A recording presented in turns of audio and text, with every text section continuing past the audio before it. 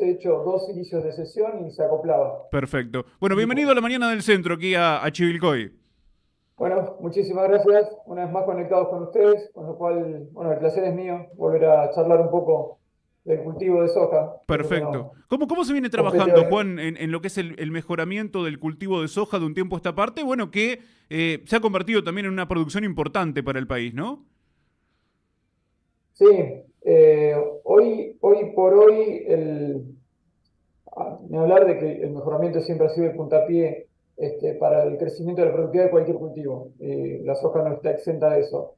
Pero si hoy nos tenemos que comparar con otros países, lamentablemente Argentina lentamente ha ido decayendo en lo que es la inversión en el mejoramiento genético, y eso todo pasa por un tema de el reconocimiento de la propiedad intelectual de la semilla. En los últimos estudios eso comparativos que se ha hecho con Estados Unidos, con Brasil, lamentablemente el mejoramiento genético en nuestro país no avanza, avanzar siempre está avanzando, pero no avanza a las mismas tasas que lo ha hecho Estados Unidos y Brasil. ¿Y esto obedece a algo en particular? A lo que recién les comentaba, hay una cuestión del reconocimiento a la propiedad intelectual, de germoplasma, de la mejora, de la inversión que hacen las empresas y también a las nuevas biotecnologías que se han ido incorporando. Creo que se ha hablado mucho y en muchos lugares sobre la ley de semillas, y creo que sigue siendo el gran talón de Aquiles para lo que es todos los programas de mejoramiento de autógamas en el país, ¿no? Saquemos del lado de la soja, que obviamente tiene su mayor peso por el área y la superficie que está siendo sembrada con el cultivo, Sí. pero es válido para cualquier autógama.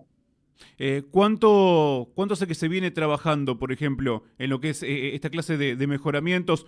Desde el Into Oliveros, por ejemplo, ¿cuánto sé que se está trabajando al respecto?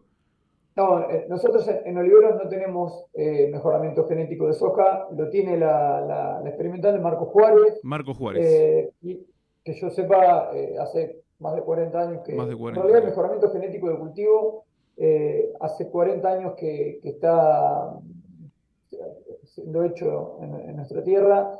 De hecho, bueno, además de pertenecer al INTA, también pertenezco a una asociación que es ProSoja, en la cual está integrada por todos mejoradores genéticos de distintas empresas y también del INTA.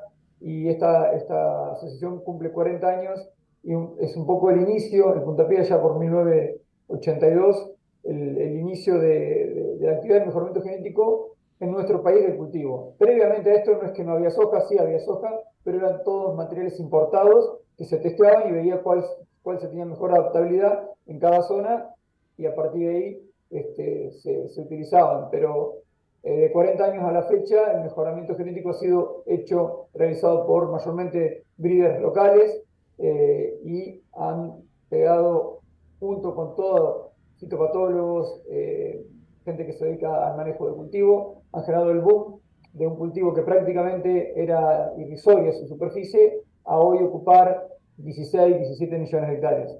Claro, sí, sí, sí. La verdad que, bueno, avanzó mucho, ¿no? Lo que es la soja en el. Ganó mucho territorio en este último tiempo. Sí, vislumbraban que esto podía llegar a ocurrir. Bueno, ahora, digamos, hay campañas con mayor cantidad de hectáreas, campañas con menos cantidad de hectáreas, sí, depende de muchos factores. Pero vislumbraban este crecimiento, sí, que tuvo la soja en lo que se refiere a territorio en el país. Particularmente yo, cuando se produce la explosión, no sé si llamarle demográfica, pero sí en superficie del cultivo, creo que todavía estaba estudiando la carrera de agronomía. Pero creo que la explosión en superficie del cultivo va de la mano de las características netas que tiene. Una gran adaptabilidad, un montón de ambientes. Si uno se pone a pensar de que se puede hacer soja desde incluso el valle del río Colorado hasta el trópico, bueno, esa capacidad de adaptación que tiene el cultivo eh, permite esa exploración de distintos ambientes, más adecuados, más frágiles, pero creo que pasa por esa plasticidad que tiene el cultivo de crecer en distintos ambientes, que bueno, lo han catalogado con el mote de yuyo también. Sí. Bueno, es parte de esa posibilidad que tiene de crecer de amplia ventana de siembra. Uno piensa, ahora un poco se dejó de lado, pero recordar hace 10, 15 años atrás se investigaban siembras de primavera. No sé si lo recuerdan, pero se llegó a implantar cultivos de soja a fines de septiembre. Y hasta uno lo podría estar implantando, según la zona, obviamente, mediados de enero. Incluso donde les estoy yo hablando acá desde Oliveros, tenemos siembras de fines de enero. De hecho, campaña pasada, para ejemplificarlo, la peor campaña de la historia a nivel país por la sequía extrema que tuvimos, las mejores fechas de siembra, las que permitieron generar algún rinde más o menos destacable, fueron las más tardías. Entonces, bueno, esa plasticidad del cultivo le ha permitido avanzar sobre las distintas regiones.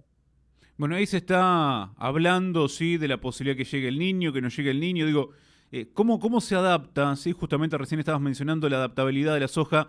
¿Cómo se adapta? Bueno, en estos últimos años, donde por ahí hubo más sequía, hubo otros años también en los que por ahí tuvimos primaveras y veranos más lluviosos.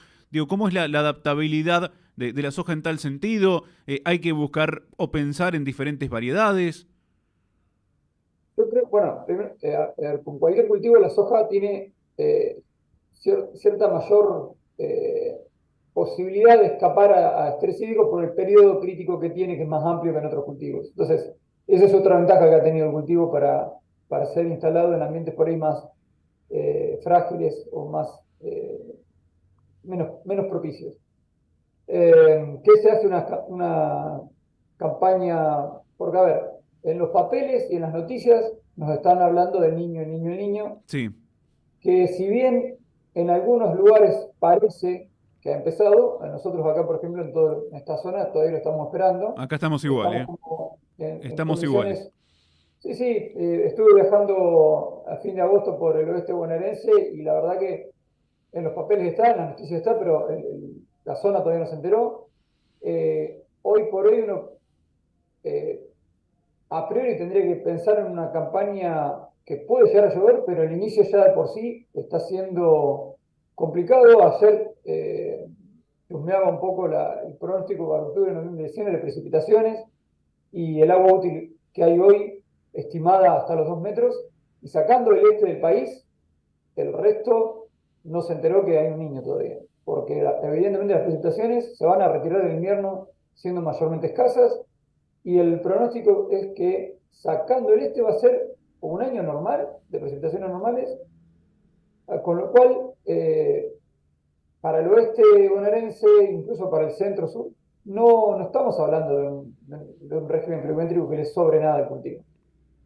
Con lo cual, yo siempre, al fin y al cabo, termino diciendo más o menos lo mismo, pero hoy por hoy tenemos perfiles de suelo que vienen acarreando la sequía, con lo cual no ha habido una gran recarga, repito, excepto el este, Sí. y un invierno que no se quiere terminar de ir. Mañana arranca la primavera, pero en realidad todavía seguimos con un ambiente pseudo invernal, con lo cual hay que diversificar, no hay que atarse a los paquetes tecnológicos de manejo más normales, más comunes.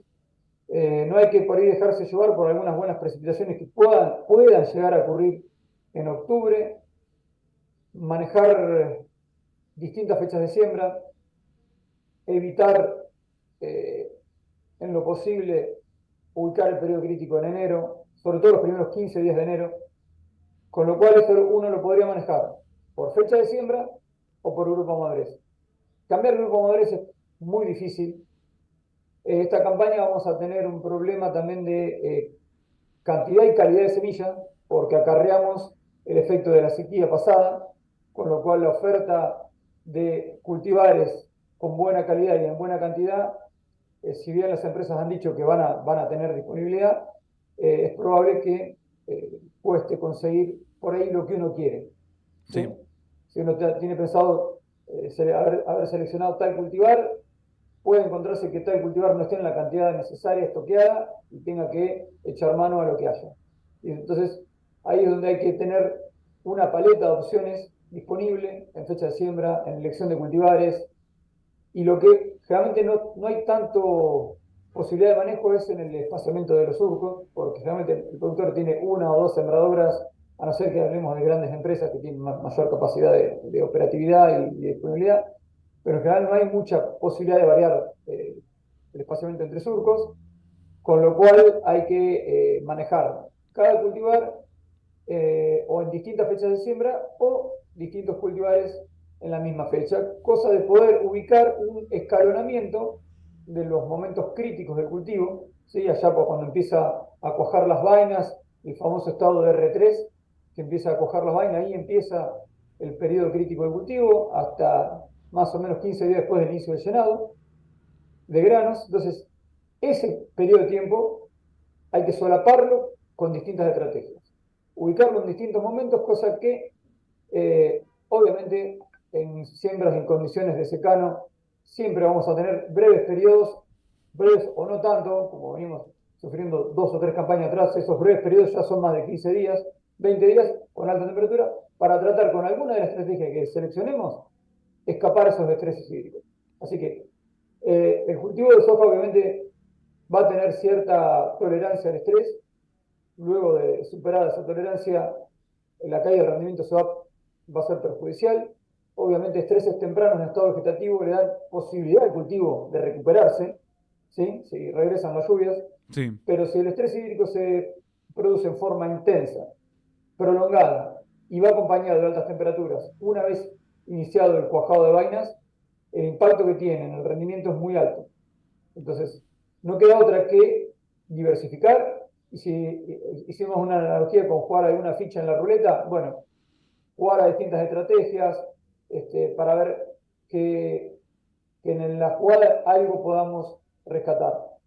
O sea que, digamos, esto es manejable. Sí, el tema de la fecha de siembra es manejable porque antes, viste, llegaba, no sé, por ejemplo, septiembre, octubre, y ya, bueno, es como que está la fecha ya de implantación. O sea, es manejable. Se pueden manejar estas diferentes variables. Perfectamente. Lo que sucede es que muchas veces nos encontramos con que eh, una cuestión de escala de trabajo de cada empresa. Y eso es muy común, que te digan, mira, yo tengo que arrancar porque si no arranco no puedo dar la vuelta, no puedo terminar, así que donde me llovió, elijo el mejor lote, el que mejor agua útil al inicio tiene, Claro. y tengo que arrancar por ahí porque si no, por una cuestión de capacidad operativa de trabajo, no se me va el periodo de siembra o el periodo óptimo y no termino de dar la vuelta. De hecho, la campaña pasada tuvimos por primera vez lotes que no pudieron ser sembrados porque al no haber una buena oferta hídrica y cuando la hubo, no había capacidad operativa para terminar. Entonces, hubo muchos lotes que llegaron tarde a ser sembrados o directamente, sobre todo aquellos que eran sobre trigo, terminaron sin poder ser sembrados. Así que posibilidades y estrategias con la soja hay un montón. Eh, Obviamente, cuando la paleta de cultivares elegida ronda el mismo grupo madurez, el ciclo va a ser muy similar y la única forma de hacer algo diferente es cambiando considerablemente la fecha de siembra, ¿sí? Ahora, si queremos usar la misma fecha de siembra, la única forma de variar el momento en el cual uno va a ubicar el periodo crítico del cultivo, el periodo sensible al rendimiento, va a ser con grupos madurez muy distintos, muy distintos que sería, y por ejemplo, lo habitual en la zona de Chivilcoy, en zona centro norte de la provincia de Buenos Aires, es el grupo 4 medio, cultivares que tienen 120 días a madurez fisiológica, 115, 120, bueno, no, si uno quisiera pretender hacer algo diferente, tendría que elegir ya un grupo 5 corto, muy poco utilizado, pero es posible. Tranquilamente se puede usar la misma fecha de siembra, sembrar allá por fin de octubre, con 2 estrategias distintas, y ahí claramente van a ubicar en momentos muy diferentes del verano el periodo crítico. Obviamente con el grupo 5 no van a apuntar a altos rendimientos, pero sí van a apuntar a levantar el piso del mismo. Claro. Sí, sí, sí, sí. Por lo menos levantar un poco la vara con respecto a los últimos Una, años, una ¿no? campaña como la Sí, que se nos viene encima, que las lluvias no han regresado, ya estamos mitad de septiembre, más de mitad de septiembre, ya te diría casi pisando octubre, las lluvias no han regresado, los perfiles, y eso siempre lo repito, no podemos arrancar a hacer un planteo de siembra sin saber lo que tenemos de agua en el suelo. como es importante saber los nutrientes, hoy por hoy es vital conocer cuánta agua almacenada tiene nuestro suelo. Ir con si no se lo puede hacer uno, pedir un servicio, Sí, calar los suelos, saber cuánta agua útil hay almacenada en todo el perfil y en qué lugar está. Porque si está lleno es fácil. Ahora, si hay algo de agua, tenemos que saber dónde está, para programar en qué momento el crecimiento de raíces puede llegar a ese lugar donde hay agua y hacerse de esa reserva. Porque cuando el horizonte superficial del suelo, los primeros 30, 40, 50 centímetros del suelo, están mayormente secos, vamos a depender muchísimo de las lluvias de la temporada para poder traspasar ese horizonte seco, porque la raíz donde no hay agua no crece. Eso es algo que antes que se pensaba que sí, ya se demostró que no. Hay señales que hacen que la raíz se detenga. Entonces, si no hay humedad, la raíz no va a traspasar una zona seca, lo cual es necesario que sea humedecido por precipitaciones. Así, si arrancamos con perfil seco, los primeros centímetros del suelo, hay que sembrar con las primeras lluvias, pero sabemos que vamos a tener un bache en el medio seco, hasta que eso no se moje, va a costar llegar a zonas más profundas donde pueda haber algún reservorio de humedad. claro. Ya si no, después dependés de que llueva y si no llueve, estamos complicados, ¿no? Exactamente. Juan, La discontinuidad de la humedad en el sí. suelo, en el perfil del suelo, eso es algo que hay que tener en cuenta. Juan, y te iba a preguntar, bueno, de acuerdo a aquello que van ahí palpando, con el contacto que tenés con colegas, con productores, ¿qué es lo que se avisora para la próxima campaña? En, Eh, en cuanto a Hasta superficie, ahora, ¿cómo, por cómo, lo cómo la ves en cuanto a poco superficie? que he hablado con colegas de la zona, no estarían.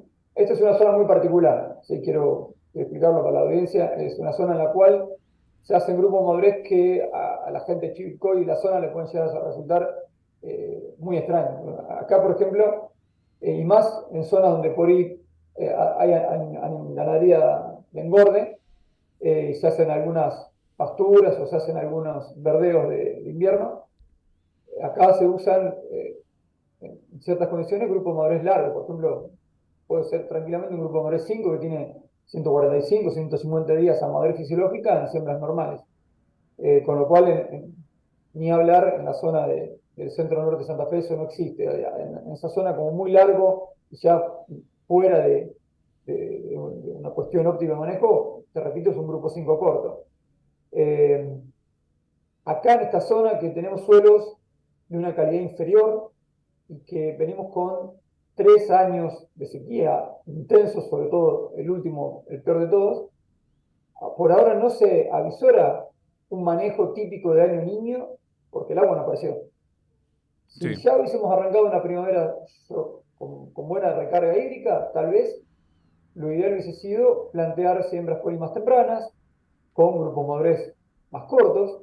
Eso sería lo más lógico para aprovechar un año niño que te da una potencialidad de ir a buscar rendimientos altos, ¿sí? Explorar rendimientos potenciales. Hoy por hoy, como está la situación, lo que se escucha es planteos más bien ya defensivos. Esperar, hacer buenos barbechos, si hay algún cultivo de servicio, quemarlo temprano, hacer buenos barbechos, evitar malezas verdes en el momento de la siembra y retrasar siembra. Por ahora se está hablando de retrasar, como mucho, como muy temprano, arrancar entre el 1 y el 5 de noviembre y de ahí en adelante. Mantener grupos madurez más bien largos, ¿sí? 4 largos, 5 cortos, y ni hablar lo que va a siembras de segunda, manejarlo por ahí, o retrasar siembra, o manejar algún grupo incluso más largo para permitir que el cultivo pueda crecer, ¿sí? Porque va a ser, hasta ahora los trigos vienen aguantando, porque tuvimos un otoño muy llovedor y algo del invierno también, después se cortó el agua, entonces los trigos tienen hasta ahora una buena producción de biomasa, están definiendo rendimiento, con lo cual es muy probablemente los perfiles que vienen de trigo y cultivos invernales van a quedar secos, crocantes diría, claro. y bueno, entonces ahí la estrategia por ahí sea o retrasar fecha de siembra, achicar espaciamiento, el que lo pueda hacer, utilizando grupos madurez cortos, grupos 4,5, 4 largos, o sembrar lo más temprano posible con grupos largos y que permitan ese inicio del crecimiento vegetativo, las primeras etapas, las primeras hojitas, por más que haya algún estrés hídrico, el mayor periodo vegetativo que tienen esos grupos madurez le permita fabricar biomasa y a la postre tener algún rendimiento aceptable. Hablamos, ¿qué es aceptable en esta zona? En una siembra de segunda, 3.000 kilos, 3.000, entre 2.800 y 3.200 kilos, siembras de segunda. Repito, si hubiese sido una condición de primavera óptima de siembras ya a esta altura con inicio de la recarga y abundantes y continua, porque esa es la otra. Uno puede tener algún evento meteorológico en el cual reciba 100 milímetros, después se corta por 10, 15 días. Eso no es un niño declarado. El niño es cuando una vez por semana al menos ya está recibiendo una recarga. Ahí sí hubiese pensado en otra cosa. Hoy por hoy está todo en una estrategia, diría, más de año neutro niña que de año niño. Juan, agradecerte muchísimo el contacto aquí con Radio del Centro de Chivilcoy para contarnos un poquito cómo viene la mano con respecto a la soja. En cualquier momento te volvemos a convocar y la seguimos. Sí, ya más entrado, por supuesto, este ciclo 2023-2024 para que nos cuentes cómo ha arrancado justamente este periodo, sí, y qué se puede esperar también pensando ya directamente en el verano, ¿no? Con el cultivo. Así que agradecerte el tiempo, muy amable por atendernos. No, por favor, muchísimas gracias. Y bueno, espero un próximo llamado a ver ¿Cómo que cómo no? van evolucionando los cultivos, cuándo se implantaron y cómo le va a ir a la soja en esta campaña.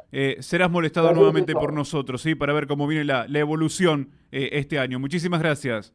No, gracias a ustedes. Que Hasta la sigas muy próxima. bien. Juan Enrico charlando con nosotros, sí, quien está a cargo de la red de cultivares de soja del INTA Oliveros, allá en la provincia de Santa Fe, pero bueno, charlando también acerca de qué es lo que se puede esperar, porque, a ver, hoy Santa Fe, hoy parte de Córdoba, hoy provincia de Buenos Aires, Chivilcoy, estamos en la misma, ¿sí? Ya no hay una distinción en relación a lo que es Oliveros a lo que es Chivilcoy. ¿Por qué?